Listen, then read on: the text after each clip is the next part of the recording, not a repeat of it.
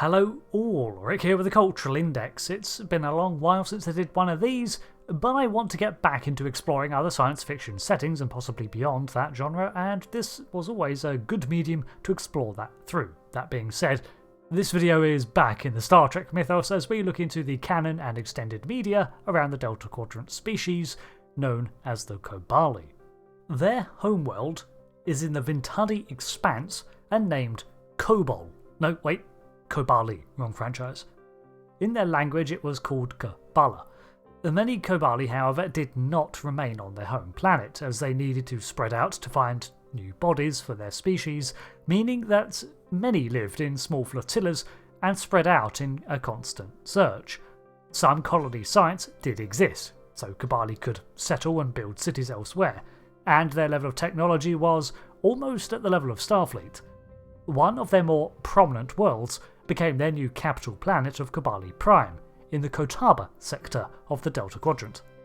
Kobali are humanoids of light greyish purple skin tones and hairless. Their minds were constructed of 6 lobes and they had 2 hearts. However, thanks to an accident with genetic modification and genome experimentation, they rendered their entire species infertile.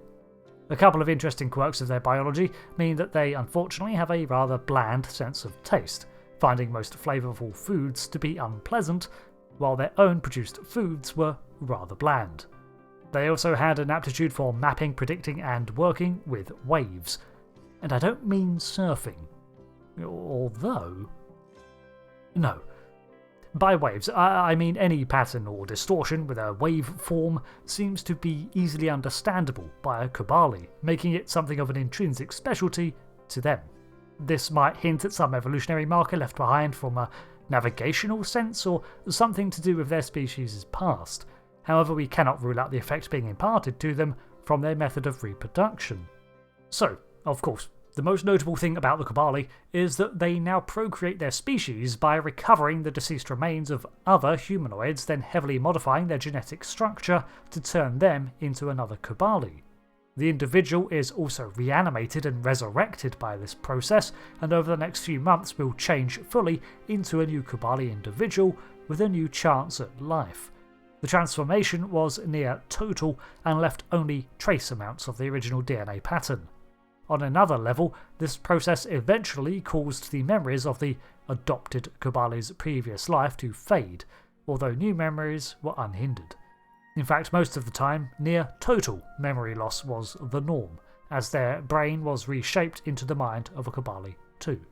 However, while looking into their previous life was generally regarded as a mistake, there was no secret or conspiracy to hide the fact of their rebirth. It just became less important in time, as that former life faded, and this was referred to as the kinsteia, or past life. The exact process is a guarded secret of the Kobali, but must involve highly advanced genetic modification and extensive medical development. We know that the body is infected with an artificial pathogen that is very adaptable and tenacious that aggressively transforms compatible DNA, as it would have to be to work on numerous species.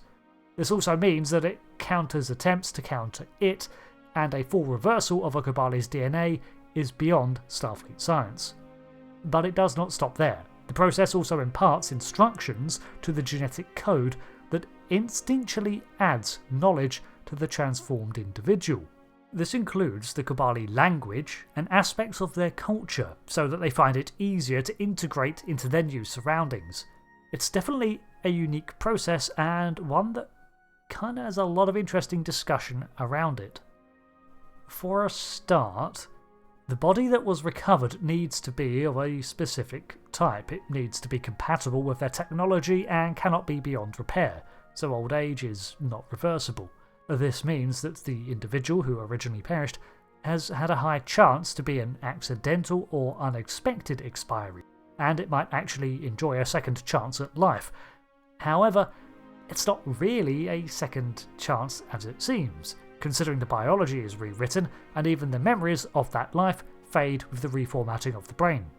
Additionally, the individual did not give consent to be brought back in this way, possibly disrupting a culture's burial rites, and the first instinct is probably going to be the desire to return to their former life. This is the subject of the Kobali's only canon appearance, and in this case, these issues were explored. Often a new Kobali cannot reintegrate into their life because they have changed too much, and in the case of Lyndsay Ballad, she opted to return with her new adopted family after fleeing from them back to Voyager, which brings up their society. Kobali families, therefore, are not united by bloodlines, but are groups of adoption, with the new individuals being assigned to a welcoming family who will then take in that individual and help them through the process of acclimatization to their new existence. They are a very stubborn species, however, and while congenial, they would relentlessly pursue those resurrected who attempted to flee from their new lives. Moving into Star Trek Online lore now, and the species revealed their rather well-trained military prowess.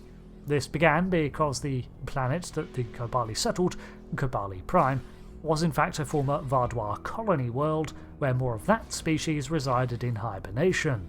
Some of those pods had failed, and when they did, the Kobali would take the fallen and resurrect them. Now, they never deliberately terminated a support pod, but additionally they did not return those pods to the Vardois, who were laying siege to their world for fear of losing any leverage. Their cities are of a brown stone and metal hue, and rather geometric, which is reflected in their gear, while their technological level is pretty advanced.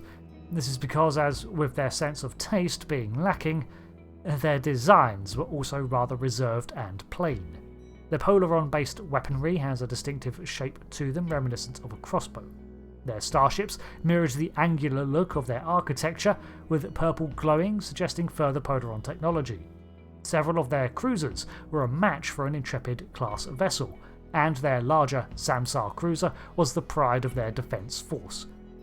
The military chain of command included ranks, in descending order, of General, Hanchon, who was roughly a commander, Tycoon, Anak, and Umari.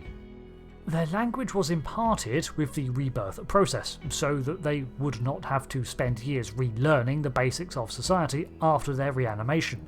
This was both in its spoken and written forms, and the language was often a series of circles and wavy lines with a few spaces. I wish I could take credit for this speculation, but this one is not my theory, but pretty nice.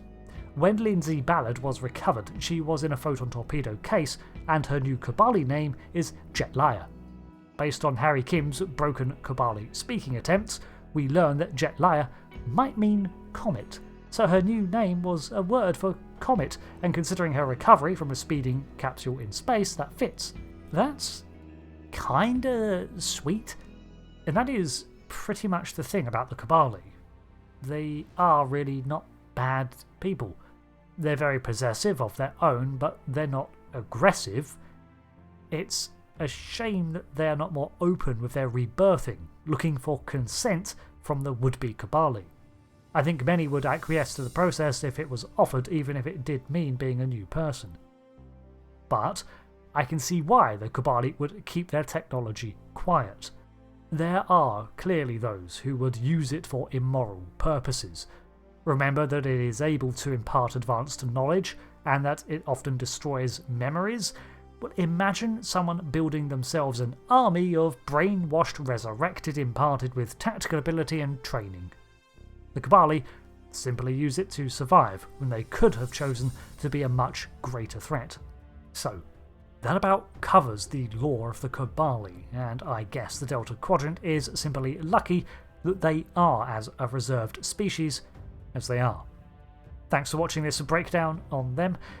They're a pretty interesting idea, and one that was explored further in extra media, with the most pivotal part of their culture being the concern for many others, and understandably so, despite their non-hostile intent.